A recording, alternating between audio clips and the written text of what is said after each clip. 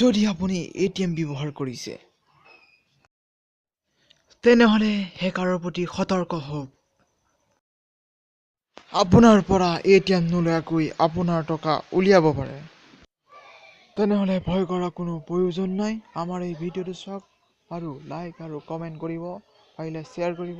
যদি আমাৰ চেনেলটো এতিয়ালৈকে সাবস্ক্ৰাইব কৰা নাই তেতিয়া সাবস্ক্ৰাইব কৰিব। যদি দ্বিতীয় ব্যক্তি আপুনি টকা তোলাৰ সময়ত যদি সোমাব খোজে আপুনি আপত্তি কৰক। আৰু যদি একাধিক ATM থাকে, কিছুমান ATM কক্ষত আপুনি একাধিক ATM দেখিব, তেনেকুৱা ক্ষেত্ৰত যদি আপুনি টকা উঠোৱাৰ সময়ত আৰু কোনোবাই লেনদেন কৰি আছে, অকণমান অধিক সতৰ্ক হোৱাৰ চেষ্টা কৰক, যাতে আপোনাৰ পিনটো দিয়াৰ সময়ত অইন কোনেও যাতে লক্ষ্য কৰি থকা নাই। এটা চাউণ্ডাৰ চাৰ্চিং বুলি কথা আছে। আপোনাৰ কান্ধৰ পিছফালে কোনোবাই থিয় হৈ মন কৰি যদি থাকে, সেইটো চাউণ্ডাৰ চাৰ্চিং বুলি কোৱা হয়, যে আপুনি কি পিন নম্বৰ ব্যৱহাৰ কৰিছে সেইটো জানাৰ চেষ্টা কৰে।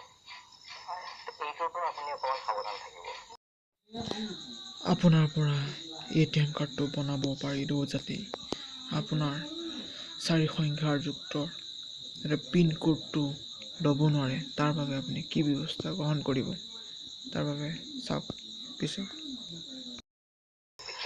হয়, সেই ক্ষেত্ৰত মই এইটোৱে ক'ব খোজো, সাধাৰণ গ্ৰাহকে এটা সাৱধানতা অৱলম্বন কৰা উচিত। ATM কাৰ্ড স্ৱাইপ স্লট বুলি কয়, য'ত কাৰ্ডখন ভৰাই দিয়া হয়, ভৰাই দিয়াৰ পিছতেই আপুনি দ্বিতীয় পদক্ষেপ হিচাপে পিন নম্বৰটো দিবলৈ যায়। পিন নম্বৰটো দিয়াৰ কাৰণে এখন পিন পেড থাকে। সেই পিন পেডৰ ওপৰত যেতিয়া পিন নম্বৰটো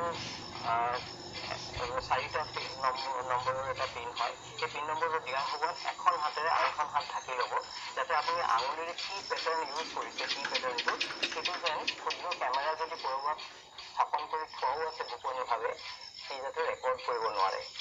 অৰ্থাৎ এই ব্যৱস্থাটো কৰিলে আপুনি নিশ্চিতভাৱে বিপদৰ পৰা হাত সাৰিব, কাৰণ আপোনাৰ কাৰ্ডখন স্কিম হৈ গ'লেও, তাৰ পৰা ডেটাটো লৈ যাব পাৰিলেও আপোনাৰ দুষ্কৃতিকাৰী এখন ক্লোন কাৰ্ড তৈয়াৰী কৰিব পাৰিব ঠিকেই, কিন্তু পিনটোৰ অবিহনে বা পাছৱৰ্ডটোৰ অবিহনে আপোনাৰ এই কাৰ্ডখনে টকা আৰু ATMৰ বিষয়ে জানিবলগীয়া বহুতো কথা আছে, গতিকে আমি নেক্সট ভিডিঅ'টো আমি ATMৰ ওপৰতে বনাম।